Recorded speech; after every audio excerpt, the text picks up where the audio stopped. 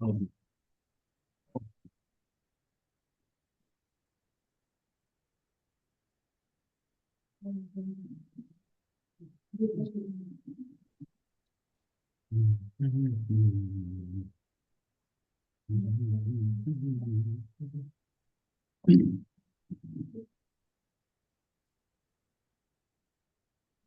कल हमने ना, विषय हमारा वही चल रहा है, निश्चय ने और व्यवहार ने।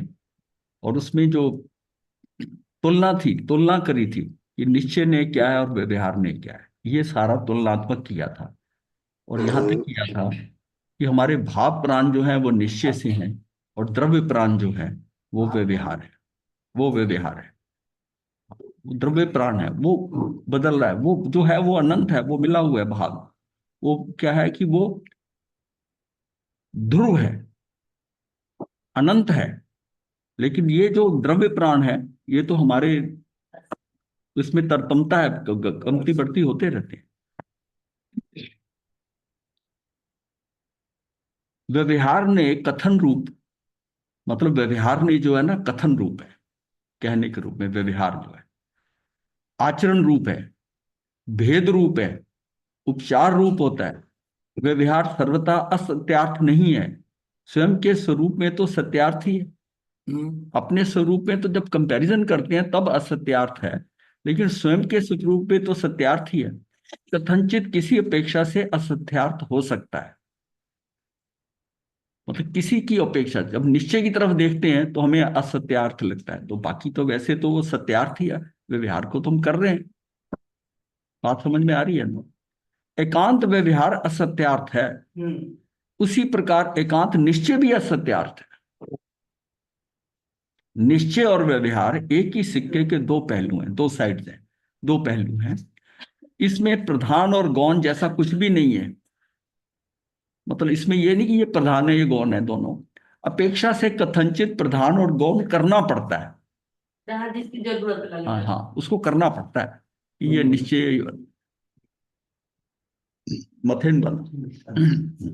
तो ये काल भाव कह सकते हो। हाँ जी, अगर क्षेत्र काल भाव के अनुसार व्यवहार और निश्चय का जो करते हैं वो तो चलता ही है। द्रव्य क्षेत्र काल भाव तो चलता ही है, चलता ही है।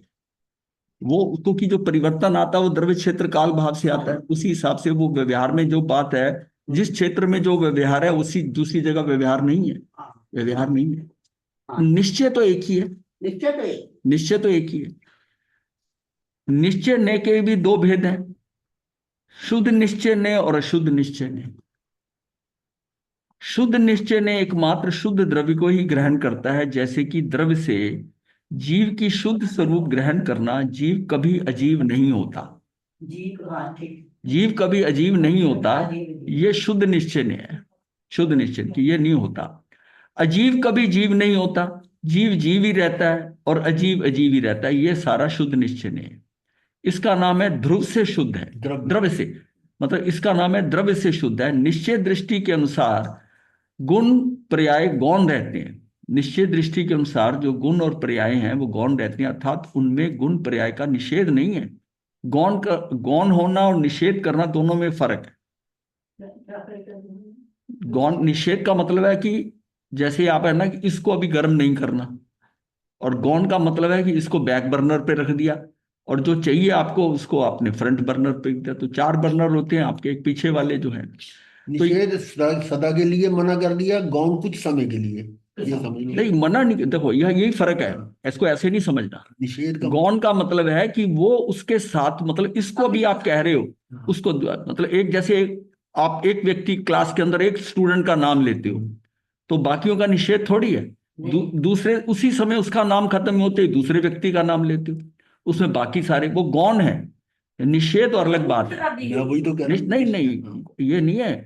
निषेध और गौण में फर्क है। वही तो कह रहा हूँ मैं। हाँ, फर्क क्या है, ऐसा नहीं है कि जो ये निषेध, जो गौण किया वो निषेध है। ना ना ना, हाँ गौण को कहा मैं कह रहा हूँ। हाँ, निषेध का मतलब परमानेंटली डिलीट कर दिया, निषेध कर दिया और उसको। गौण किया कुछ समय के लिए। गौण मतलब उस नए गौण के मतलब साथ। उसको पीछे रखा। हाँ, पीछे मतलब हाँ डाल हाँ, दिया। ये मतलब है कि उसको परमानेंट निषेध कर दिया और गौण को थोड़ी देर के लिए निषेध किया, ये बात नहीं है, इसको बात को कह रहा हूँ। तो उसको प्रेफरेंस नहीं दिया हाँ, हुआ है। उसको नहीं दिया, उसको गौण का शब्द जो है और निषेध आएगा ही नहीं उसके साथ, गौण के साथ। निश्चय दृष्टि के अनुसार गुण पर्याय गौण रहते हैं, अर्थात उनमें गुण पर्याय का निषेध नहीं है, परंतु गुण पर्याय की ओर की तरफ दृष्टि नहीं है। जीव के 563 भेदों की तरफ दृष्टि नहीं है, परंतु अनंत गुणों के एक पिंड अखंड चैतन्य पुंज की ओर जो दृष्टि करता है वो शुद्ध निश्चय है।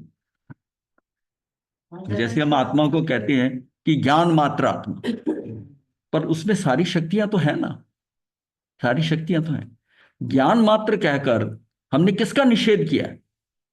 हमने निषेध किया है किसका? द्रव्य कर्मों का और राग आदि भावों का, जो उसके साथ पौद्गलिक जो है, मतलब उस ज्ञान मात्र आत्मा जो समय सार में सारा जो है वो ज्ञान मात्र आत्मा पे है। इसका मतलब है कि उसमें जो जितना भी ये द्रव्य कर्म लगे हुए हैं उसको भी हटा के बात की है, द्रव्य कर्म और राग आदि भाव भी हटा के, द्रव्य कर्म और राग आदि भावों को हटाकर जो है वो हमारी ज्ञान मात्र। अब ज्ञान मात्र का यह मतलब नहीं है कि ज्ञान के अलावा उसमें और कोई गुण है ही नहीं है, सब कुछ है। उसमें जो अनंत शक्तियां खंड पिंड है वो जो ज्ञान है। फिर ये भी आता है कि जब इतनी शक्तियां तो फिर ज्ञान मात्र क्यों कहा? ज्ञान मात्र क्यों कहा? तो ज्ञान मात्र इसलिए कहा कि ये उसका असाधारण गुण है, साधारण गुण है, सबका प्रतिनिधित्व करता है। सबका प्रतिनिधित्व करता है। सारे वो बाकी जो है वो दबे हुए हैं, वो भी ज्ञान का ही पार्ट है। सारे गुण और शक्तियों को इससे जाना जा सकता है। हाँ, इससे जाना जा सकता है, मतलब वो इसी का ही पार्ट है। हम जब ज्ञान मात्र कह रहे हैं तो ज्ञान का मतलब खाली ज्ञान नहीं, वो जो शक्तियां हैं ज्ञान के साथ वो भी बीच में इंक्लूडेड है। ज्ञान का मुख में ले लिया। हाँ, इसीलिए ये जो है ना अनेकांत आ गया। अनेकांत इसलिए आ गया कि शक्तियां तो बहुत है और ज्ञान मात्र भी कह रहे हो, ज्ञान मात्र कह रहे हो एक दृष्टि से, तो वो बाकी शक्तियां जो फिर कहते हो कि अनंत शक्तियां हैं, तो फिर वो शक्तियां कौन है? लेकिन ज्ञान मात्र कहने में वो भी बीच में इंक्लूडेड है।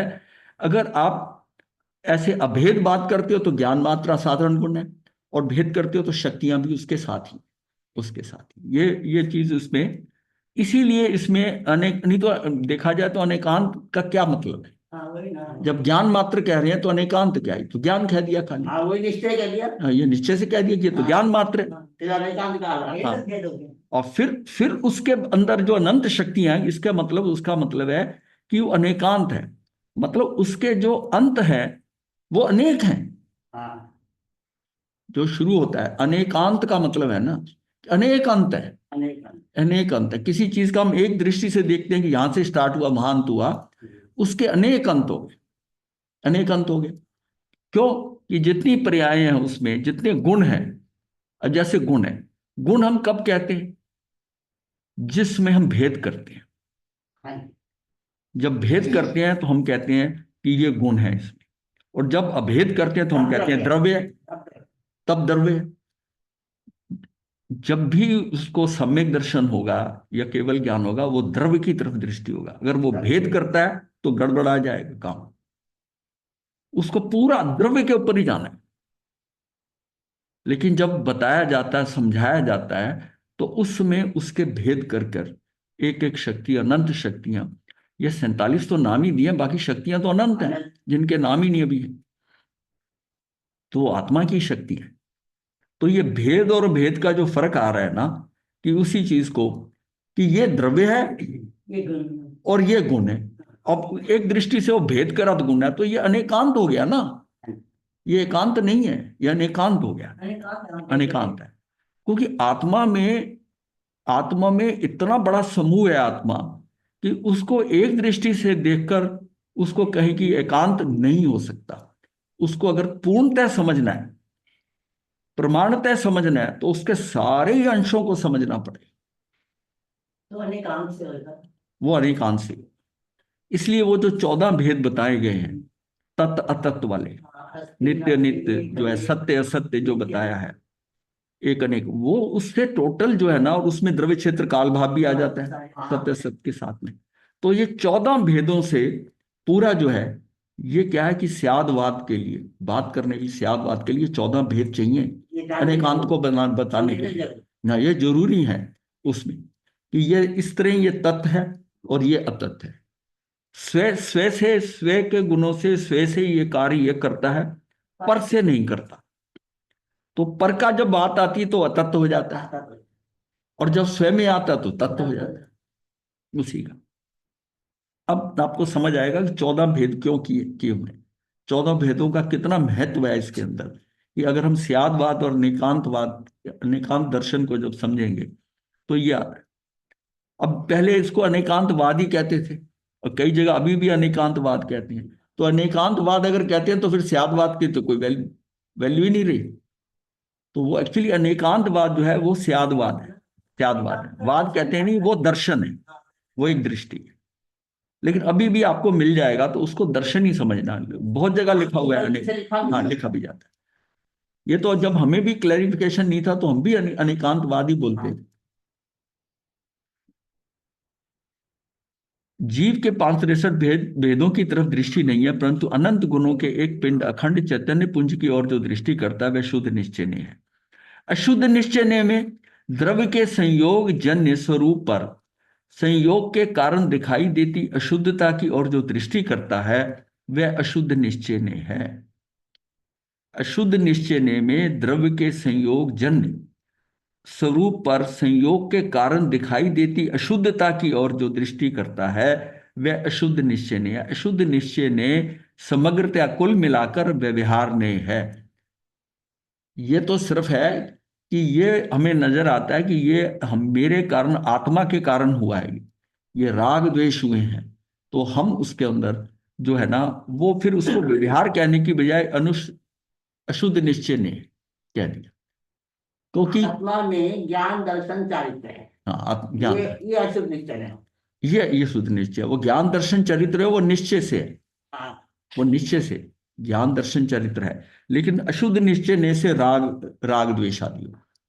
महाराज साहब, जैसे ज्ञानावरणीय ये राग द्वेष अशुद्ध आदि में आ क्या है? जाएगा। हाँ, हाँ जी, बोलिए क्या करें। महाराज साहब, जैसे ज्ञानावरणीय है तो ये अशुद्ध में आ जाएगा और शुद्ध में अनंत ज्ञान आ जाएगा, ऐसा हाँ, समझ सकते हैं? हाँ कह सकते हो। वो शुद्ध निश्चय ने हमारे भाव प्राण जैसे हैं, वो शुद्ध निश्चय ने से हैं, शुद्ध निश्चय ने। और ये जो कर्म है हमारे, जितने कर्म कर रहे हैं, ये मतलब जिसका ज्ञानावरणीय कर्म जो कह रहे हैं, ये जो कर्म है ये एक्चुअली निश्चय, ये व्यवहार है। व्यवहार ये व्यवहार अशुद्ध, इसलिए ये क्योंकि अशुद्ध हो इसमें गया। अपने भावों का कोई कंट्रीब्यूशन नहीं है। सिर्फ राग द्वेष के केस में आ जाता है कि भाई राग द्वेष तो वो कर नहीं सकता। कर्म के लिए तो हम कह सकते हैं कि कर्म जो है वो पुद्गलों के पुद्गल ही है, पुद्गलों के द्वारा ही कर्म है। बनते हमारे। हाँ, पुद्गलों के कारण है। उसमें हमें कर्ता कर्म संबंध नहीं है, जो कुछ है तो निमित्त नैमित्तिक संबंध तो है, लेकिन कर्ता कर्म संबंध नहीं है कि मेरे कारण, मेरे करने से वो कर्म बन गया, नहीं। कर्म कर्मों के कारण बन रहे हैं, कर्मों के कारण बन रहे हैं, उसमें मेरा कोई दखल नहीं है, वो अलग द्रव्य है, उसमें मैं कुछ कर नहीं सकता। राग द्वेष जो है, ये राग द्वेष भी पौद्गलिक है, लेकिन ये जो भाव की है, ये भाव वो पुद्गल तो कर नहीं सकता। तो इसका मतलब भाव तो जीव ही ने किए ना, राग द्वेष के भाव किए। तो उसको कुंदाचार्य इसको मानते नहीं है, बोलते हैं मैं राग कर नहीं सकता, मैं तो ज्ञाता दृष्टा हूं। पर जो राग हुआ है, राग द्वेष हुआ है, वो विभाव में हुआ है, इसलिए इसको आत्मा के साथ नहीं जोड़े। और इसीलिए वो मना करते हैं कि ये तो मैंने किया ही नहीं, जबकि करने वाला वही है। तो ये बिल्कुल वही बात है ना कि वो जो व्यक्ति नशे में बात करता है वो बाद में वो मुकर जाता है कि भाई मैंने तो नहीं किया। फिर कोई कहते हैं नहीं, हमने चारों ने सुना है आपने ये ऐसा ऐसा कहा था। अरे भाई नशे में कह दिया होगा, पर वो अपनी बात को नहीं मानता, मैंने नहीं कहा। ये इसी तरह ही है कि वो उसको राग द्वेष तो करे तो आत्मा ही नहीं है, लेकिन कब करे, जब वो विभाव में गया। तो वो कहते हैं स्वभाव में नहीं था तो ये दोष आत्मा का नहीं है। और विभाव में क्यों गया, वो भी कर्मों के कारण गया ना। समय साल में तो एक शुद्ध दृष्टि को लिया बस। हाँ, उन्होंने उन्होंने ज्ञान मात्र, ज्ञान मात्र। उसका नाम ही समय सार है, आत्मा का सार है, उन्होंने उसी को ही लिया। बाकी जगह इतना सार लेके नहीं बात करी। मैंने बताया था कि तत्वार्थ सूत्र के अंदर उन्होंने आत्मद्रव्य लिया है, द्रव्य के लेकर बात करी। उसमें कर्मों में नर्क जाना, स्वर्ग जाना, सारा खेल जितना तत्वार्थ सूत्र में, सारा वो कर्मों के सहित साथ लिया है। प्रवचन साल में भी उन्होंने ज्ञान मूलक बात कही है। ज्ञान मूल्य करिए, पर उसमें सारा वर्तन जो है ये उसमें ना द्रव्य, हाँ द्रव्य का लिए। द्रव्य का लिया है, सिर्फ सिर्फ समय सार के अंदर ही हाँ, इसके आत्म तत्व का लिया है। हाँ, उसको तत्व के ऊपर ही बात करिए सारी।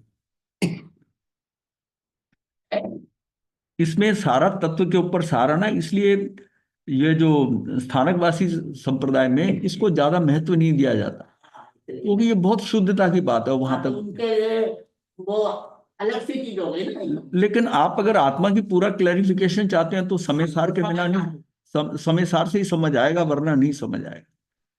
अशुद्ध निश्चय ने में द्रव्य के संयोग जन्य स्वरूप पर संयोग के कारण दिखाई देती है शुद्धता की ओर जो दृष्टि करता है वह अशुद्ध निश्चय ने है। अशुद्ध निश्चय ने समग्रता कुल मिलाकर व्यवहार ने है। अब इसको इसको समझते हैं कैसे है ये यहां पर जो है ना, ये जो टेबल बनी है ये छोटी सी इसको समझाने के लिए कि ये शुद्ध निश्चय ने और व्यवहार ने। तो इसमें ये व्यवहार ने को ये सद्भूत व्यवहार ने कर दिया, सद्भूत व्यवहार ने। तो इसको एक ही वस्तु का, एक ही वस्तु को भेद में ग्रहण करता है सद्भूत जो है। और ये क्या है, असद्भूत क्या है, ये पर से जोड़ता है। उदाहरण से जल्दी समझ आया, उदाहरण हाँ, उदाहरण से आगे आगे आएगा, अभी डिटेल आएगी। इसको ये समझना है व्यवहार ने को हमने सद्भूत व्यवहार ने और असद्भूत व्यवहार ने कर दिया। असद्भूत व्यवहार ने जो होता है ना, ये असद्भूत जो है दूर के संबंधों को जो है ना उनको भिन्न अभिन्न करता है। जो दूर के संबंध है भिन्न, जैसे राग द्वेष कर्म, राग मैंने कहा ना संबंधों को पास करता है। पास करता है, पास करता है। और दूसरा जो उसको उल्टा कर देता है, असद्भूत जो है। हाँ, दोनों का फर्क है ना, उनको इकट्ठा करता है, उसको अलग करता है। ये आगे डिटेल में आएगा। उपचरित और अनुपचरित जो है ये क्या है, उसमें उपचार है, इसमें अनुपचार है, मतलब औपचारिकता नहीं है। हाँ, उपचार जहां होता है, अनुपचारित कहाँ है, वास्तविकता में शरीर जैसा है। तो शरीर को कोई औपचारिकता नहीं, मेरे शरीर के साथ जो मर्जी खिलाऊं पिलाऊं मैं पूछता नहीं हूं। और उपचार किसके साथ है, जिसको मैं बाहर समझ, इवन अपनी स्त्री और पुत्र उसके साथ भी उपचार है। उपचार से उससे पूछ के कहोगे नहीं, खाओगे लोगे, बातचीत होती है तो उपचार है। लेकिन अपने शरीर से आप पूछते नहीं हो, अपने शरीर से पूछते नहीं हो। उसको तो एक ही में समझते हो ना। जब आपका नाम पूछा जाता है तो शरीर का नाम है, लेकिन आप तो खुद ही बताते हो ना, तो वो संबंध क्या है कि उसको कितना दूर को इकट्ठा कर दिया आपने लाकर शरीर के साथ। ये आगे जो बड़ी टेबल आएगी ना उसमें आपको समझ आएगा। इसमें ऐसे नहीं। मतलब ये समझना है कि व्यवहार ने के दो हिस्से करे, एक सद्भूत व्यवहार ने कर दिया, एक असद्भूत कर दिया।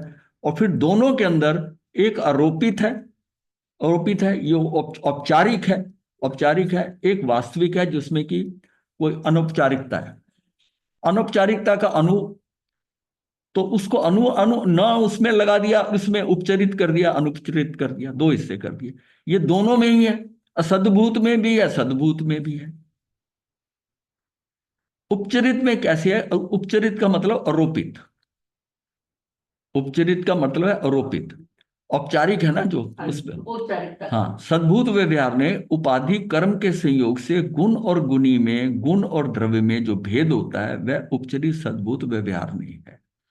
जैसे कि जीव के शैक्षणिक भाव, मति ज्ञान आदि, राग द्वेष वगैरह उदय भाव, ये सभी उपचरित सद्भूत व्यवहार नहीं है। हाँ, ये मति मतलब जितना शैक्षणिक भाव है हमारे, मति ज्ञान आदि है, राग द्वेष वगैरह है, ये उदय भाव, ये सभी उपचरित सद्भूत व्यवहार नहीं है। इसको मैं टेबल से बनाऊंगा ना, एकदम समझ में आएगा। अभी जरा जस्ट सुन लो। अनुपचरित क्या है, वास्तविक सद्भूत व्यवहार नहीं, निरौपदिक भाव। ये कैसे है, कोई विशेष भाव नहीं, यानी जैसे होता है ना औपधिक भाव होता है, ये निरूपदिक भाव है, कर्म के बिना के भाव हैं। जैसे कि जीव के केवल ज्ञान और शायिक भाव, इसका कर्म के साथ कोई संबंध नहीं है, जैसे जीव के केवल ज्ञान और शायिक भाव।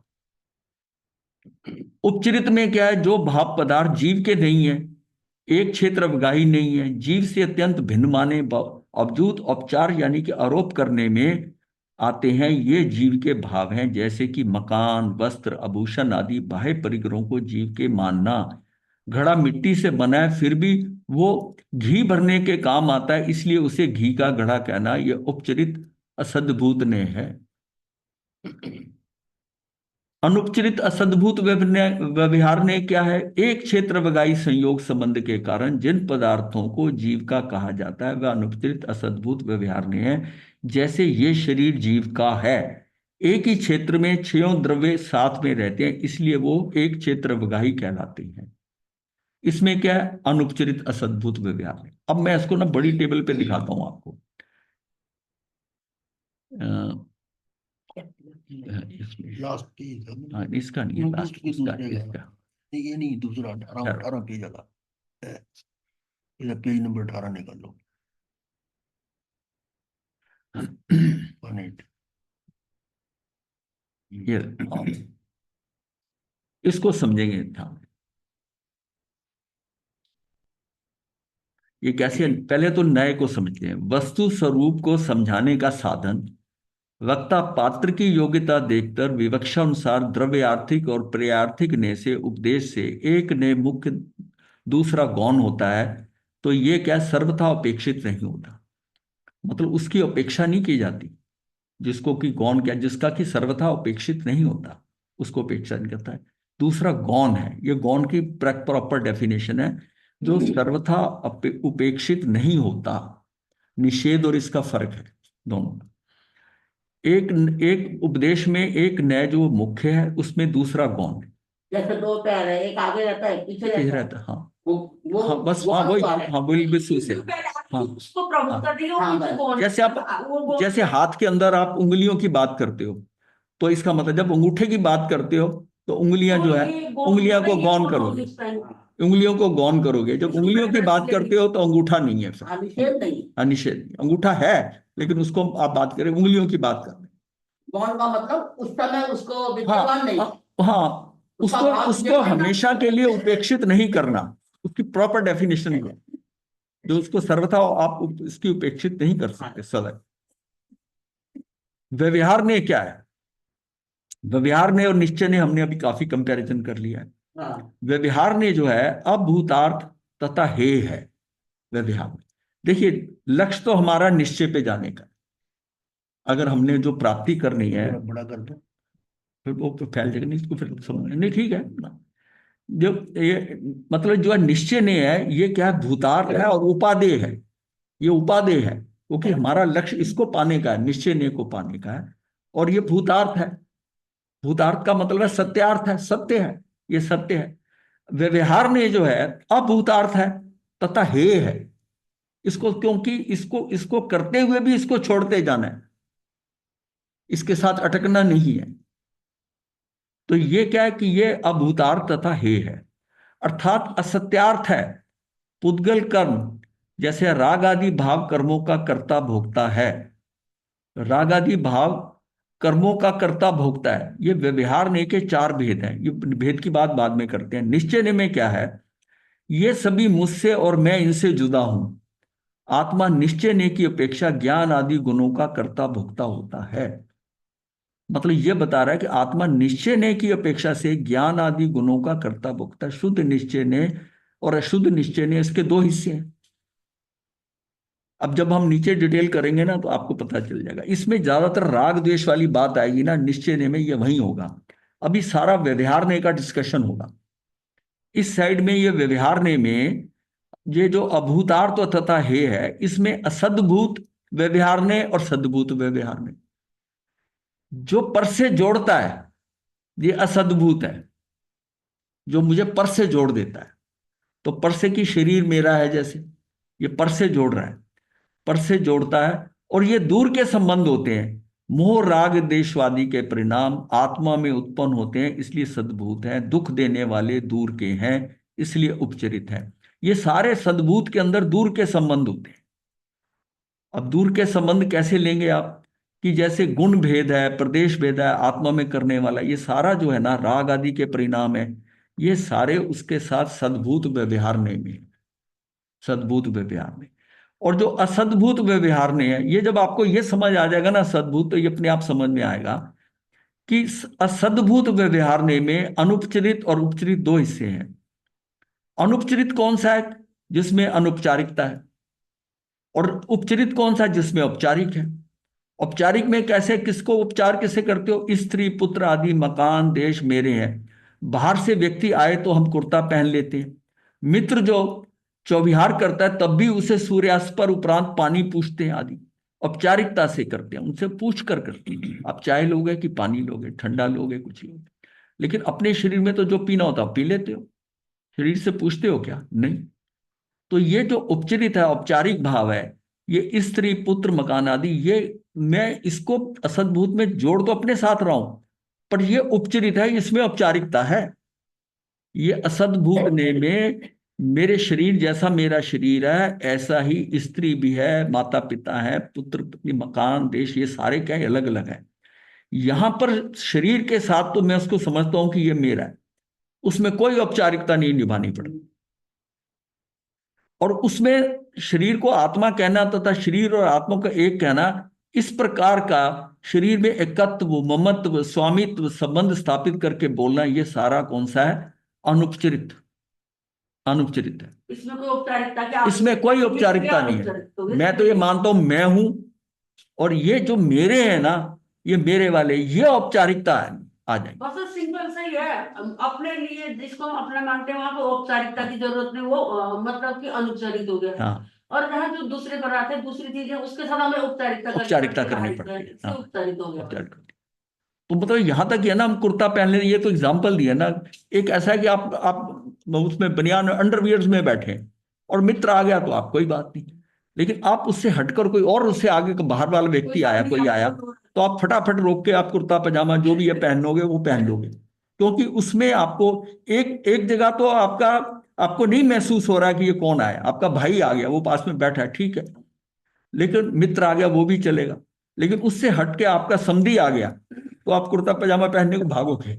आपका दोस्त आ गया, भाई आ गया, चाचा आ गया, तो एक सब्जी से जो घर में बना घर में बैठा तो घर में तो कोई वैसे ही रहता है। मतलब हाँ, नहीं, कोई खिलाएंगे। जैसे कोई बाहर का बंदा आ रहा है, कोई सब्जी आ रहा है, हम स्पेशल आइटम बनाएंगे, वहाँ औपचारिकता 4 नमकीन रखेंगे, दिखावा करना पड़ेगा, दिखावा, औपचारिकता होगी। मतलब उसको तो ऐसे ही पानी का गिलास पिला देंगे, हाँ और उसमें वो ट्रे में रखकर ही एक आध हाँ, प्लेट में सामान कोई रखकर दोस्त लाएंगे। शासन नहीं वो जो है ना, वो हमारा, वो जो है वो औपचारिकता आ जाती है। बस रखेंगे। इस दोनों को, दोनों असद्भूत हैं, असद्भूत हैं। हालांकि ये असत्यार्थ है, हमने इनको छोड़ना है। शरीर को भी छोड़ना है, स्त्री पुत्र मकान ये भी छूटने, मकान भी छूटने हैं। पर फिर भी हमारा इनके साथ इस व्यवहार में ये जुड़ाव है। ये जो है, इस जुड़ाव के अंदर ये जो है, इसके दो हिस्से पहले करे, कि जो पर से जोड़ता है, जो असद्भूत क्या है, कि जो है नहीं मेरे, पर मैं उससे जुड़ता हूं। चाहे मेरा शरीर ले लो, चाहे स्त्री पुत्र ये सब ले लो। फिर आगे जाके उसका डिवीजन कर दिया कि इसमें औपचारिकता, इसमें औपचारिकता नहीं है, ये दूर के। और जो सद्भूत है उसका दूर के संबंध है, उसका उसके साथ सीधा संबंध नहीं है। उसको ये कहें कि जब हम कहते हैं ज्ञान दर्शन आदि गुण भिन्न है, कर्म निरपेक्ष आत्मा की शक्तियां, धर्म स्वभाव पर्याय, ये जो उपयोग, उपयोग में हम कहते हैं ना, ये उपयोग है, ये कार्य कारण पर्याय है, ये सारा क्या है? ये एक अलग चीज है। और जिसको हम कहते हैं गुण भेद और प्रदेश भेद को आत्मा में करने वाला, ये आत्मा में गुण भेद भी करता है और प्रदेश भेद भी बताता है, उसका प्रदेश भेद भी बताता है कि ये अलग है, और क्षेत्र के अनुसार भी ये अलग है। और जो उपचरित है, राग आदि परिणाम मेरे हैं। अब ये उपचार में, अब उन्हें दुनिया में अपना कहा जाता है, इसलिए व्यवहार है। ये उपचरित ये है, ये इसलिए व्यवहार है, ये परिणाम मेरे हैं। आप राग आदि को अपना समझते हो, क्रोध मैंने किया, ये मैंने किया, ये क्या, ये आप अपने अपने ऊपर ले रहे हो कि ये मेरे हैं, मैंने करा। क्योंकि आपको ये नहीं समझ में आ रही कि ये हुए कैसे हैं। इसलिए समझ नहीं आ रहा कि जब हम कहते हैं कि राग आदि तू कर नहीं सकता, द्वेष तू कर नहीं सकता, समझ में नहीं आता, वो कर तो मैं रहा हूं, फिर मैं कैसे नहीं कर सकता? मथे बन्ना महाराज जी। हाँ जी। हाँ जी। आपने जैसे बताया कि भी मैं तो नहीं कर सकता, लेकिन जो कर्म बंधन होता है वो तो आपको ही भुगतना पड़ेगा ना। आप कोई नहीं, निर्जरा भी भुगतने वाली आपको बात अलग है। पहले तो ये निर्ज समझिए कि क्या आप कर्म बांधते हैं? तो एक्चुअल में तो कर्म आप नहीं बांधते, कर्म कर्म ही बांधते हैं।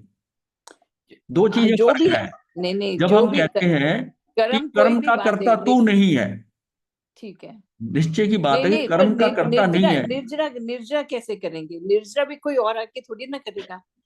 निर्जरा उसी के हिसाब से तो हमें सारे, हम जितने कषाय हैं और नाम गोत्र सब कुछ, वो कर्म बंधन जो हाँ भी है, वो राग द्वेष जो भी हमारा कर्म बंधन होता है, एक कंफ्यूजन रहती है थोड़ी सी, हाँ, मतलब। वो रहेगी। इसको इसलिए ना कि उसमें धीरे ये समझ में आएगा आपको कैसे कि कर्म को आप समझ रहे हो, आप कर्म आप करते हो, आपने करा तो आप अपने आप को शरीर समेत जोड़ के बात कर रहे हो, आपको इसलिए नहीं समझ में आ रहा। वो नहीं आत्मा नहीं, सिर्फ पर ज्ञाता निर्जरा दृष्टा कौन है। करेगा महाराज जी? फिर नहीं, निर्जरा भी आप कहते हो कि हम जैसे ध्यान करें या उसमें हमारे कर्म निर्जरा निर्जरा कहाँ होते हैं, होगी? निर्जरा आपकी आत्मा में होगी। शरीर से कोई शरीर से तो निर्जरा कर्म थोड़ी है कि हाथ से कर्म उठाकर इसको कर्म को अलग कर देंगे। नहीं, तो कर्म तो उसमें आत्मा के निर्जरा साथ तब बंधे होगी, हुए हैं। संवर होगा पहले। वो भी अंदर की बात है कि कर्म नहीं आएगा। संवर में आत्मा के अंदर संवर कब होता है? संवर तब होता है कि जिसमें जो कर्म आ रहे थे, आ रहे कर्म कैसे जी आ रहे थे, अब जी, इसको ऐसे समझ लो इसको कि ठीक है आपके आत्म प्रदेशों में कुछ वाइब्रेशन हुई, जी आप कहीं हिले डुले, मतलब है किसी ने कुछ कहा और आपके अंदर स्पंदन हुआ, ये कैसे कह दिया, ये कैसे कह दिया, वो जो विचारधारा से स्पंदन हुआ, उससे आपका कर्म बंधा। विचारधारा मतलब उसको सुनकर ही आपका कर्म बंधा। अब उसमें स्पंदन हुआ आत्मा में। अब जी अब कोई ऐसा बोलता है, कुछ कहता है और आपको स्पंदन नहीं होता, आपको जी कुछ मतलब आप फील ही नहीं करते, आपको ना जी क्रोध आया ना उसके ऊपर कुछ आया, आपने उसको जी इग्नोर कर दिया। जी आपने इग्नोर कर दिया, तो ये आपकी निर्जरा कैसी है कि आपने स्पंदन नहीं किया, आपका नया कर्म नहीं बंधा। वो जो स्थिति आई वो कर्मों से आई, लेकिन अब आपके अंदर कोई इफेक्ट नहीं हुआ। ये आपका संवर हो गया। संवर जी, जो है ये अंदर नहीं होना है। संवर जी, का नहीं, अर्थ ही वो तो समझ हाँ, फिर आया निर्जरा आपने कहा महाराज ना, जी। निर्जरा कैसे होगी? तो नहीं, निर्जरा भी कैसे होगी होगी? जो हम हाथों से गलत काम करते हैं, हाथ हमारी क्रियाओं में गलत काम होते हैं, वो जो उनका भी तो कर्म बंधन होता ही है ना, जैसे हम उनका कर्म बंद किस। इसलिए होता है कि आप ये समझ रहे हैं कि ये शरीर मेरा है, मेरे हाथ चल रहे हैं, इसलिए वो कह रहे हैं कि कर्म बंधना अलग बात है, पर तू नहीं मानता। तू कौन? आत्मा जो अमूर्त है, तू ज्ञाता दृष्टा है, तेरे अंदर कैपेबिलिटी नहीं है कर्म बांधने की, तू किसी का करता ही नहीं है। भाई जब शरीर के साथ जुड़ते हैं तो मैं कहता हूं मैंने इसको दिया, मैंने दान दिया, मैंने इसकी हेल्प करी, मैंने इसका सामान उठा के दे दिया, मैंने ये करा, तो आपने किया ना, किया ना। पर आत्मा के हिसाब से देखो आपने क्या किया। आप एक द्रव्य का दूसरे द्रव्य कोई कार्य कर नहीं सकता। बात यह है कि हमारी दृष्टि में हम शरीर के साथ इतना जुड़े हुए हैं कि आत्मा को मैं जो हूं, मैं जो हूं वो उसको अलग समझ ही नहीं रहा हूं कि मैं, मेरे अंदर तो ये है ही नहीं गुण करने का। तो महाराज जी, पुद्गल का पुद्गल, ये जो भी हम करते हैं, जो हम कहते हैं हमने तो नहीं किया, तो फिर इस पुद्गल के ऊपर दोष दे मतलब आएगा?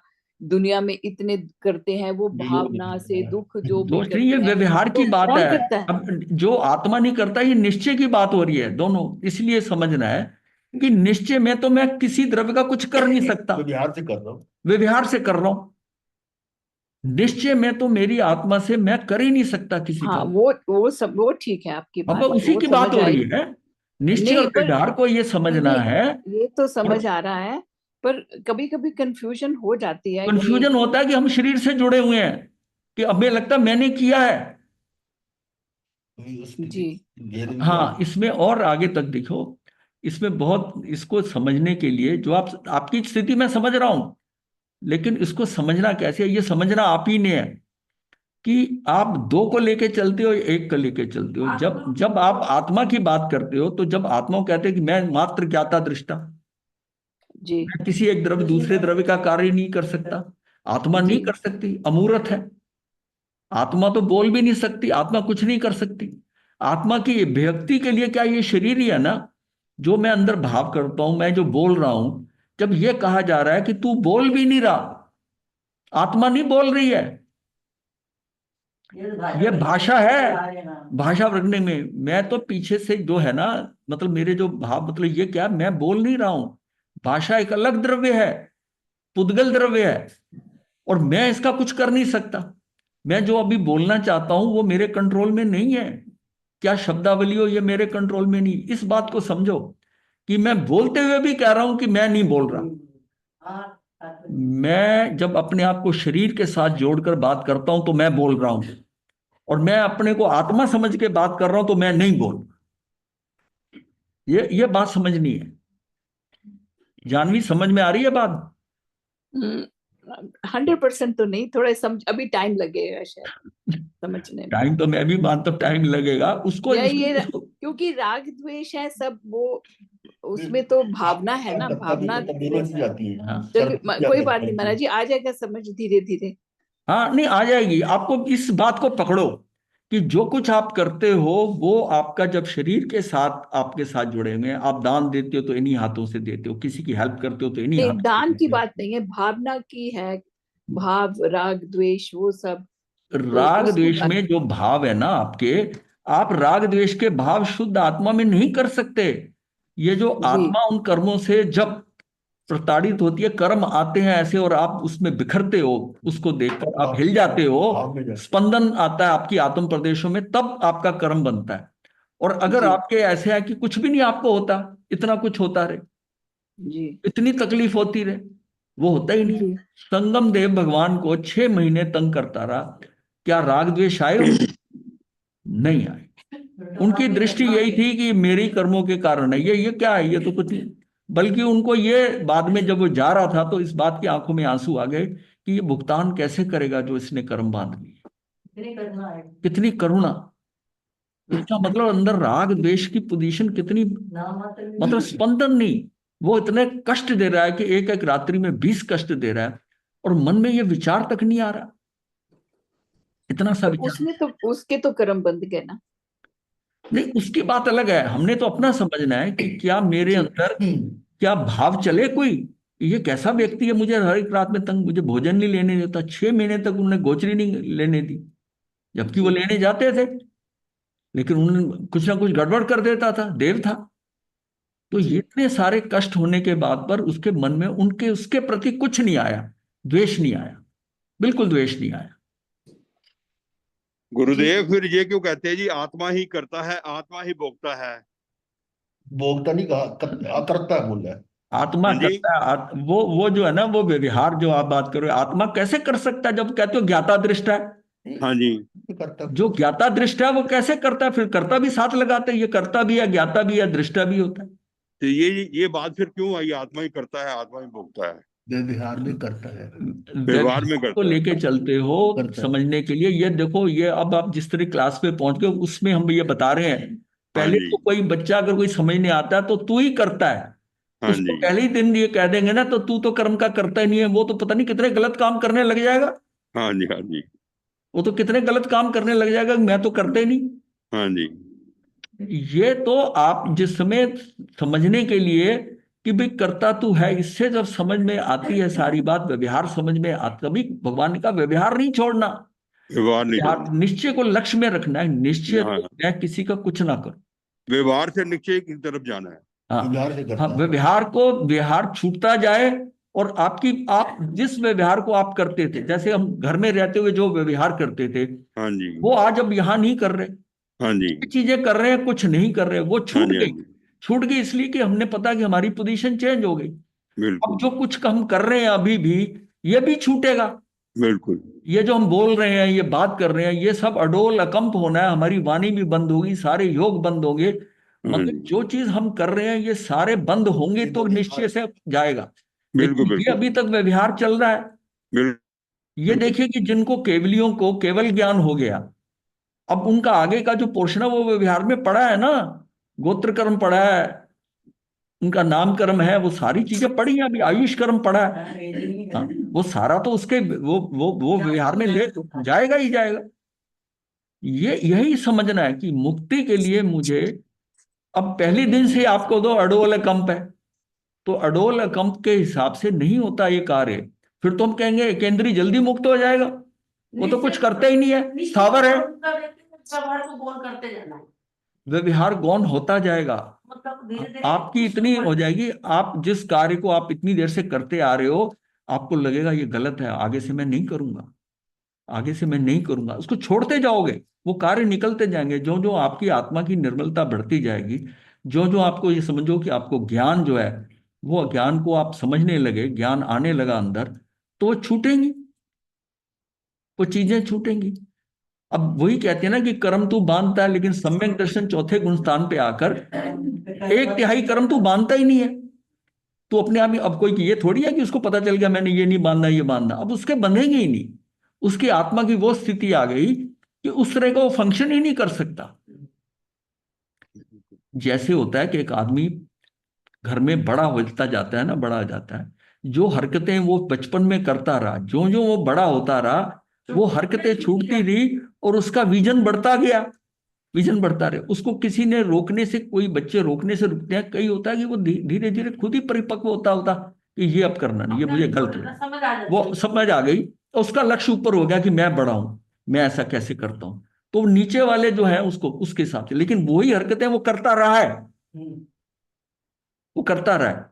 वो अपने ही छोटे होते हुए भाइयों से लड़ता रहा, सब करता रहा, अब बड़ा हो गया है तो अब अपने बच्चों को समझा रहा है कि आपस में नहीं लड़ना। कहता है ना, अपने बच्चों को कहता है कि नहीं आप बहन भाई हो, आप नहीं लड़ना, और खुद लड़ाई करता रहा जब अपनी छोटी उम्र में था। तो अब वो उतना ऊपर आ गया। इसी तरह व्यवहार छूटेगा, इसी तरह व्यवहार छूटेगा कि हम उसमें से निकलते निकलते, ये व्यवहार कैसे छूटता है, जैसे घर छूटता है।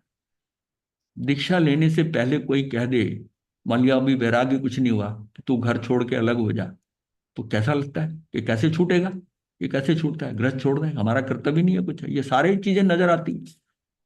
और जिसमें आगे बढ़ते बढ़ते उसको आता है कि अब घर में नहीं रहना, वो छोड़ देता है, ऐसे ही छूटेगा। उसमें व्यवहार बहुत ज्यादा था, निश्चय ऑलमोस्ट गॉन था। अब जो जो समझ आई, धर्म को जितना समझते जाओगे वो आगे बढ़ोगे, वही नजर आता है, वही नजर आता। देखो ऐसा है, जो केवलियों ने बातें कही हैं वो हमारे मति श्रुत ज्ञान अगर बहुत नीचे का है, अगर हमें समझ में आ जाए तो केवल ज्ञान का महत्व ही नहीं है। जो जो मति शुद्ध ज्ञान हमारा आगे बढ़ेगा, हम परिपक्व होते जाएंगे, हमें केवल ज्ञानियों की कही हुई बात थोड़ी थोड़ी समझ में आने लग जाएगी। जो जो और आगे बढ़ेंगे उनकी और गहराई की चीजें समझ में आएंगी, पहले समझ।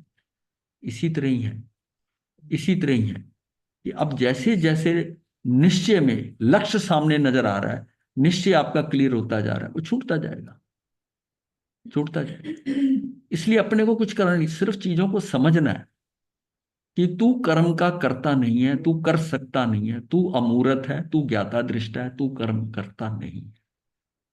और जिस दिन तुमने ये समझ लिया कि तू कर्म का करता नहीं है, तो ये दोषारोपण तेरे पे से खुद ही निकल जाएगा कि तू कर्म करता नहीं, तू कर सकता नहीं है, करता नहीं है, तू कर सकता ही नहीं है। ये कब हो रहा है, जब तू शरीर के साथ जुड़कर अपनी बात कर रहा है, तब जुड़ रहा है। राग द्वेष थोड़ा उससे अलग है, सिर्फ बताइए, हमारी बात वहां से शुरू हुई कि कर्म की तो बात समझ में आ जाती है, कर्म तू कर नहीं सकता, क्योंकि कर्मों से ही कर्म बंधते हैं। ये भी हमने क्या करा था, ये हमने सारी बात, वो 23वां कर्म प्रकृति पद जो आता है, वो उस पर प्रज्ञापना सूत्र का, कि ज्ञानावर्णी कर्म के उदय में दर्शनावर्णी कर्म का उदय होता है, तो दर्शन मोहनी का उदय होता है। और दर्शन मोहनी के में जीव जो है मिथ्यात्व को ग्रहण करता है, मिथ्यात्व उसको होता ही होता है, और फिर चरित्र मोहनी और अंतराय कर्म के कारण उसका नवीन कर्म बंध जाता है, ये हमने जाना था। और 8 कर्म बांधते हैं। इसका मतलब ये हुआ कि ज्ञानावर्णी कर्म और दर्शनावर्णी कर्म के जैसे ही उदय, कोई ज्ञानावर्णी कर्म का उदय होगा तो दर्शनावर्णी होगा ही होगा, अविनाभावी है, और इन दोनों के होने से दर्शन मोहनीय होगा। तो खेल तो सारा मोहनी कर्म में होना है। तो दर्शन मोहनी के अंदर मेरी श्रद्धा बिगड़ेगी, मुझे सही मार्ग नहीं नजर आएगा, मुझे उन मार्ग ही नजर आएगा, उल्टा मार्ग में जगह विपरीत दृष्टि हो जाएगी, आपको समझ ही नहीं आएगा कि मिथ्यात्व से कैसे निकलना, और फिर आपके कर्म का बंध हो गया, आपकी दृष्टि उल्टी हो जाएगी, मतलब अंतराय कर्म हो जाएगा। अंतराय कर्म के अंदर, अंतराय कर्म क्या है, अंतराय कर्म आत्मा की जो शक्ति है, आत्मा की जिसको हम कहते हैं वीर शक्ति, जो आत्मा के अंदर छठी शक्ति वीर शक्ति है, उसका काम क्या है कि जो तेरा समर्थ है, जो होना चाहिए वो वैसा लग जाती है कार्य करने। लेकिन अंतराय कर्म होने के कारण जैसी वो लगनी चाहिए वैसे तो नहीं लगती, उल्टी लग जाती है। उसकी दृष्टि बाहर निमित्त पे जाती है कि इसने मेरा भला करा, इसने मेरा अच्छा करा, वो उल्टा क्या है, नवीन कर्म बांध दी। तो ये खेल कहां से हुआ, अंतराय, अंतराय कर्म के कारण। तो अंतराय कर्म के यही होता है। और जैसे जैसे मेरा अंतराय कर्म जो है वो उतना घटता जाएगा, न्यून होता जाएगा अंतराय कर्म। तो एकेंद्री का जीव अंतराय कर्म के बल पे, मतलब उसका इतना क्षय या क्षय हो गया है कि वो सीधा मनुष्य आकर उसी भव्य मोक्ष जा सकता है। उस एकेंद्री का जिसकी सिर्फ स्पर्शनेन्द्रिय है, स्पर्शनेन्द्रिय से तो वो कुछ नहीं कर सकता।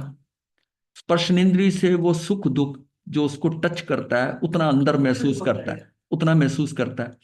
लेकिन अंतराय कर्म के कारण उसका इतना सामर्थ्य, इतना आत्मवीर है कि वो अंदर भी उसको फील नहीं करता सुख और दुख।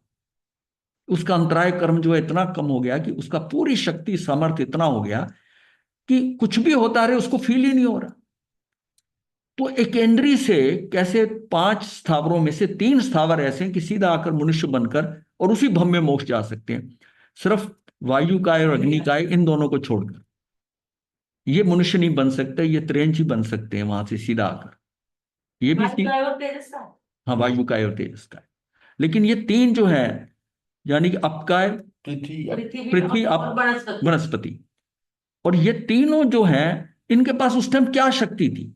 अब इस बात को समझ लो कि उसकी शक्ति क्या थी कि उसके अंदर अंतराय कर्म इतना क्षम हो चुका था अंतराय में, यानी उसकी आत्मवीर इतना प्रगाढ़ हो चुका था कि उसको कुछ फर्क ही नहीं पड़ा कुछ करा।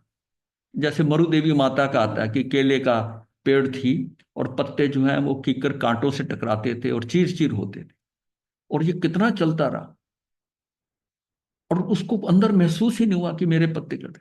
ये नहीं कह सकते कि दुख नहीं होता, दुख होता, पर उसके कारण उसकी आत्मा में स्पंदन होकर नया कर्म नहीं बना। तो वो उस अंतराय कर्म की शक्ति के कारण वो जीव वहां से निकलकर सीधा मनुष्य बन गया। हाँ, सीधा तो तीन गति से आकर सीधा मनुष्य बन सकता है। सिर्फ क्या था? अंतराय कर्म। तो ये घाती कर्म के अंदर अंतराय कर्म में, उसमें देखिए वो स्थावर है ना, तो उसको ज्ञानावरणी का खेल है हो रहा है, ना दर्शनावरणी का, कुछ नहीं है सिवाय उसका कि अंतराय कर्म का इतना क्षयक्षम हो गया और उसका अंदर का सामर्थ्य इतना बढ़ गया, शक्ति बढ़ गई कि बाहर के कोई इफेक्ट उसको हुआ ही नहीं, सारा इग्नोर कर दिया। इतनी शक्ति है इसके अंदर। और ये हमारी शक्ति कमजोर जो है ना, आत्मा का सामर्थ्य, या मुझे लगता है ये सब करने के बाद में ना छठी वीर शक्ति जो है आत्मा की, इसके ऊपर करना पड़ेगा ताकि आपको समझ आएगा कि ये कितनी इंपॉर्टेंट चीज है कि मेरी आत्मा जो कमजोर है ना, जितना जितना मैं ज्ञान से आगे बढ़ता हूं मेरी वो शक्ति भी तो बढ़ रही है ना। अगर मेरा ज्ञानावरणी कर्म का क्षेपक्षम होता है तो दर्शनावरणी का होता है, अंतराय का भी, इसका दोनों मोहनी कर्म का भी हुआ, दोनों मिलाकर दर्शन और चरित्र मोहनी, तो मेरा अंतराय कर्म का भी होगा। तो उसके साथ अंतराय कर्म करते करते अंतराय कर्म ऐसा हो जाए, हमारी प्रॉब्लम कहां आती है? अंतराय कर्म के कारण आती कि मैं हिल जाता हूं, मेरे अंदर का सामर्थ्य शक्ति क्या, मैं बिल्कुल उल्टा हो जाता हूं, वो सारा मेरा उपयोग उल्टा पड़ जाता है और वो खेल बिगड़ जाता है सारा। इसका मतलब ये बहुत स्ट्रांग और बहुत अच्छा होना चाहिए। और ये कौन सी शक्ति है? मेरे भाव प्राणों के अंदर जो कहते हैं कि अनंत वीर कौन सा? आत्म शक्ति, अनंत आत्म शक्ति। तो ये बहुत इंपॉर्टेंट है। चलिए हम अपने विषय पे रहते हैं। तो अब ये, इसको आपने व्यवहार ने और निश्चय ने को ये समझना है। निश्चय में तो आपको, अब निश्चय ने किसका होता है? जिसने सोचा कि मुझे मोक्ष जाना है, मुझे जल्दी से जल्दी, उसको, जिसको कि ये भव भ्रमण के कारण, इसके कारण उसके मन के अंदर जो है ना इस तरह की फीलिंग हो रही है कि नहीं, ये बार बार जन्म मरण करना, उल्टा लटकूंगा, ऐसी ऐसी कहानियां। लेकिन ये समझ नहीं आती सारी चीजें। ये सब पता है कि एक बार फिर मनुष्य बनना है मुक्त होने के बाद, और 9 महीने उल्टा लटकाया जाऊंगा, ऐसा होगा अंधेरे में, वो कहा जाता है। लेकिन क्या ध्यान में है क्या कि हमें डर लगता है कि हम दोबारा नहीं? बड़े आराम से यहाँ कह देते हैं जी कि हम महाराज इस बार तो नहीं, लेकिन हम चाहते हैं कि अगली बार करें। मतलब अगली बार का वो कैलकुलेशन नहीं कर पाता, अगली बार में क्या झमेला है इसका। हाँ, नहीं, कब मिलेगा? जो मिलेगा तो कितना, ये कोई आसान काम है ये? मतलब उसको उसका डर नहीं लग रहा कि तू उल्टा लटकेगा इतना, इस बात की समझ नहीं आ रही उसे। मतलब अगर इन सारी बातों को इतनी देर में अभी हमने समझ लिया, हाँ, तो हमारा मतलब निश्चय व्यवहार को छोड़ के निश्चय की तरफ ध्यान होगा, तो कर्म बंद करते निश्चय में समय भी सोचेंगे आपको निश्चय की तरफ जाके। आपको मुक्ति की भूख लग जाए। हम्म। अभी आप इतने यहाँ के चाट मसालों से इतने रचे पचे हैं कि आपको मुक्ति की जो है ना वो प्यास नहीं लगी। एक्चुअल सारी खेल उस प्यास का, एक बार प्यास लग के और आपने भाव कर लिया कि नहीं, कुछ भी हो जाए, मुझे तो 2-3 भव में निकलना ही निकलना, और ये जीवन भी बेकार नहीं जाएगा, जितना बचा इसको भी मैंने खराब नहीं करना। मतलब हर कार्य में हमारा अगर मुक्ति को लक्ष्य बना के ही चलेंगे तो हाँ, हमारे व्यवहार में भी इतना दोष नहीं ये करेंगे, अंदर से होगा, तो किसी के दिखेगा कहने नहीं। से नहीं, अपने अंदर से वो उतनी भूख लगे अंदर, हाँ, वो तो है। इतनी प्रताड़ना मुझे अब मुझे कहने से तो क्या होगा, कहने से अपना क्या कर्म होता है। होगा। वो जब लगती है, देखो कुछ लगा था तो घर छोड़ा है ना। मैं गृहस्थ की तो बात ही नहीं करता, मैं तो साधु संत जो मेरे साथ बैठे हैं मैं उनकी बात करता हूँ। उनको इतना कुछ छोड़ के आए, तो फिर वो उस लक्ष्य की तरफ क्यों नहीं आगे उस स्पीड से बढ़ते, उसका भाव क्यों नहीं होता। ये सबकी स्थिति अपनी, मतलब ये है कि हमें जितनी जितनी स्पीड पकड़नी चाहिए उतनी नहीं पकड़ रहे हम एक जगह उतना बढ़कर ना हम रुक गए कि बस यहां तक हो गया। तो हम देखते हैं कि पीछे नीचे तो बहुत लोग ग्रस्त में है, कम से कम वो छोड़ा है, हम ये करते हैं, हम वो करते हैं, वो वहां आकर हम अटक गए। और नहीं अटकेंगे तो हम आगे बढ़ते जाएंगे। लेकिन नॉर्मली क्या होता है, आदमी अटक जाता है, उसकी स्पीड वो कम हो जाती है, और कम स्पीड में काम नहीं होगा।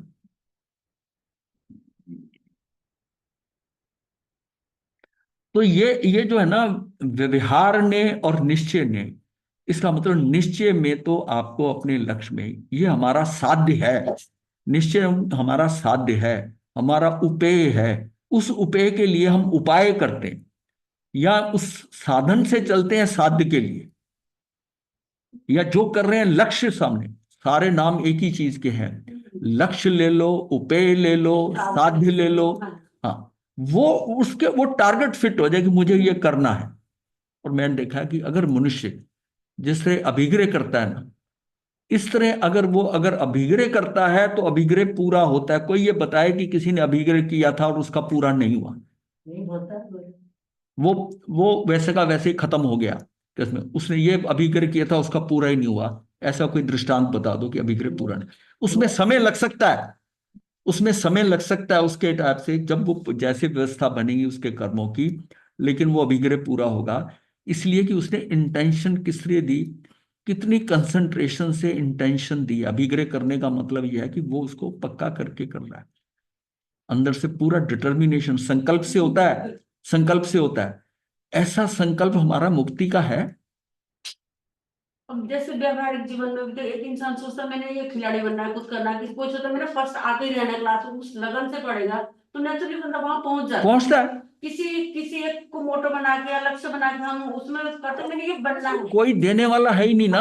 आपके जब आपको पता है कि आपके पास अनंत वीर्य है, वो पैदा हुए बच्चे का अगर उसमें इतना अनंत वीर्य है कि अंगूठे से मेरू पर्वत हिला दिया, वो एग्जाम्पल कोई मतलब उसको बताया गया ना कि इतनी शक्ति, अनंत वीर्य का मतलब है कि शक्ति कोई कम है ही नहीं है। शक्ति तो हमने कम की हुई है, हमारे कारणों से कम है। उस कर्म के ऊपर इतना, उसके ऊपर हमने उसको उल्टा किया हुआ है। हाँ, उस पे, हाँ, वो उसके कारण है। ये मेरी अंदर, मेरी सोच वैसी हो गई है। बस इसको अपना अंदर ना वो पक्का करना है, डिटर्मिनेशन करना है। ये सारी खेल समझने वाली बात नहीं, ये तो अपने आप को आगे बढ़ाने वाली बात है। ये कोई काम नहीं करेगी। मेरे अंदर का जो संकल्प है वो संकल्प काम करे। अगर कुसंकल्प कर लेता तब भी पूरा होता है। अब हमें लगता है सृष्टि के अंदर अंदर जो आत्मा के अंदर सारा सिस्टम है, उसको गलत क्या ज्यादा क्या, आप मांग के देखो, गलत मांग के देखो गलत मिलेगा, अच्छा मांगोगे अच्छा मिलेगा। मांग के देख लो, जिसने जो मांगा उसको मिला है। तो ये अनुपचरित उपचरित, अब दो चीजें समझ में आई कि एक नए के अंदर एक व्यवहार नए है, एक निश्चय। नए क्या है, नए जो है कई दृष्टियां किसी चीज को समझने के लिए, नए जिसको हम प्रमाण कह देते हैं कि सब तरफ से, उसमें से एक दृष्टि को हमने पकड़कर नए को हमने देखा, और उसमें भी दो हिस्से हो गए, व्यवहार नए और निश्चय नए। एक सत्यार्थ, एक सत्य है, एक असत्य है। असत्य है। सत्य की तरफ बढ़ने के लिए असत्य को छोड़ना है, लेकिन ये नहीं है कि इसको ऐसे निकाल के आप वही करने लग जाओ, ऐसा नहीं है। वो छूटेगा, उसके छूटने में ही आपकी जो अंतर की शक्ति है वो बढ़ेगी, छूटेगी तब। जो जो आपका छूटता जा रहा है, आपकी अंदर की शक्ति बढ़ती जा रही है। तो ये क्या है कि ये आपको व्यवहार ने और निश्चय ने से समझ में आना है। फिर इसमें दो हिस्से समझाने के लिए कर दिए कि असद्भूत व्यवहार ने और सद्भूत है। सद्भूत असद्भूत है जो पर से जोड़ता है, और ये दूर के संबंध है, ये अलग है। पर के साथ सिर्फ संबंध बताते हैं। वो क्या है? पर से जोड़ता है। पर से जोड़ता है, उसमें भी दो हिस्से हो गए। एक वो है औपचारिक और अनौपचारिक। पर से जुड़ता हूं, मैं अपने शरीर से जुड़ा हूं, ये जो है ये कैसा है? अनौपचारिक है। और स्त्री, माता पिता, बच्चों, मकान आदि जायदाद, काम है, उससे जुड़ा हूं, वो औपचारिकता का है। औपचारिक, ये भी समझ में आता है। हम दोनों तरफ से जुड़े हुए हैं, किने ये उसमें भी जुड़े हुए हैं। सद्भूत व्यवहारने के अंदर ये जो बाहर की डिफरेंट चीजें, दूर के संबंध है, कि राग मैंने किया, द्वेष मैंने किया, इसका मेरे साथ सीधा कोई संबंध नहीं है, ये दूर के संबंध है। तो इसके अंदर क्या आता है? इसके अंदर ये भेद जो है, ये भेद बनते हैं। तो जैसे ये जो था गुण भेद, प्रदेश भेद, ये सारा करते हैं। आत्मा में करने वाला, ज्ञान दर्शन आदि गुण भिन्न है। कर्म निरपेक्ष आत्मा की शक्तियां, धर्म स्वभाव पर्याय जैसे उपयोग कारण पर्याय, ये सारे क्या है? ये अलग है। इसका संबंध मेरा ऐसा नहीं है जैसा मेरा सद्भूत व्यवहारने में है, कि मेरे बच्चे, मेरी स्त्री, मेरे मकान, ये तो बड़े पक्के हैं। ये तो किसी को बताने की जरूरत थोड़ी है कि तेरी ये माता है, तेरी ये पिता। जो जो बच्चा बड़ा होता है सारे रिश्ते सब कुछ समझ रहा है। यहां तक समझ रहा है कि कौन कितना क्लोज है, किसके साथ कैसा करना है, किसके साथ किस डिग्री का व्यवहार करना है, तो सारा ही पता है। अब सारी कैटेगरी देखो ना, हम कहाँ फंसे हुए हैं? सारा तो असद्भुत व्यवहारने में फंसे हैं। और ये सद्भुत व्यवहारने, ये सब बाहर की चीजें, उनके साथ मेरा संबंध है, और उसमें भी दोनों चीजें आ जाती हैं। और ये जो निश्चय ने है, इस निश्चय ने में शुद्ध और अशुद्ध निश्चय ने का कहा हुआ कि अशुद्ध निश्चय ने से कर्म जनित राग आदि भावों का कर्ता तथा उन्हीं का भोगता। ये राग आदि भाव आत्मा को छोड़कर अन्य पदार्थों में नहीं होते, इसलिए उन्हें आत्मा के कहने के लिए अन्य आचार्यों ने एक अशुद्ध निश्चय ने की कल्पना की। वह शुद्ध निश्चय ने से आत्मा के नहीं है, परंतु अशुद्ध निश्चय ने से आत्मा के हैं। शुद्ध निश्चय ने से वो आत्मा के नहीं है।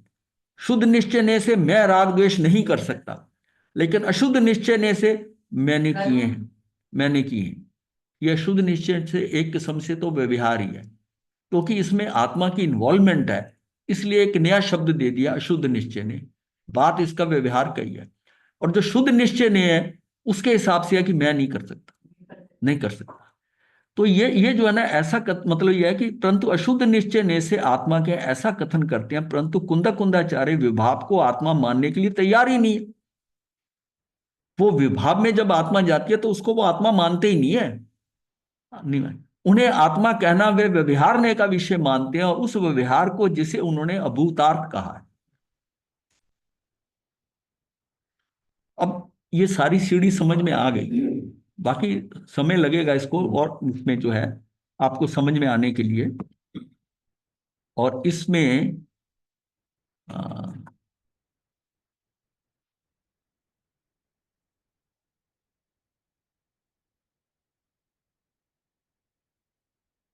टाइम हो गया। हाँ। अरे जी आकाश ने करा दो। हाँ जी, ठीक। हाँ जी, धारणा प्रमाण। चलो इसको कल फिर लेते हैं, कल फिर लेकर, क्योंकि इसमें जल्दी नहीं करनी है, ये विषय कॉम्प्लिकेटेड है, ये जो जटिल है थोड़ा सा। इसको हम समझेंगे पूरा कि निश्चय क्या है, व्यवहार क्या है।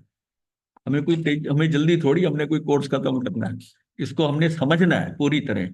और हर एक का जो भी सुन रहा है, कि उसको ये समझना है इस बात के लिए कि ये निश्चय ने, मेरे अंदर समझ आ जाएगी पूरी क्लैरिटी कि निश्चय क्या है, व्यवहार क्या है, किन चीजों को मैं छोड़ सकता हूँ, किन को नहीं छोड़ सकता, ये समझना है साहब। मथुरा में गुरुदेव, हाँ जी। आत्म द्रव्य और जीव द्रव्य दोनों एक ही है ना? हाँ, यानी वो एक ही बात होती है। जब जीव द्रव्य क्या देते हैं, आत्म द्रव्य क्या देते हैं, तो गुरुदेव जीव द्रव्य जब हम बोलते हैं उसमें हमारा और इस शरीर भी ये होता बेटर है। शब्द है कि अगर जीव द्रव्य बोलें उसको। हाँ जी। हाँ, नहीं, जब हम जीव द्रव्य की क्योंकि बात जीव करते हैं द्रव्य का तो एक एलिमेंट आत्मा है, जीव हाँ द्रव्य जी, के अंदर एक हिस्सा ठीक उसका है। आत्मा है। तो उसको आप आत्म द्रव्य करके कंफ्यूजन ना करें कि जीव द्रव्य और जीव तत्व।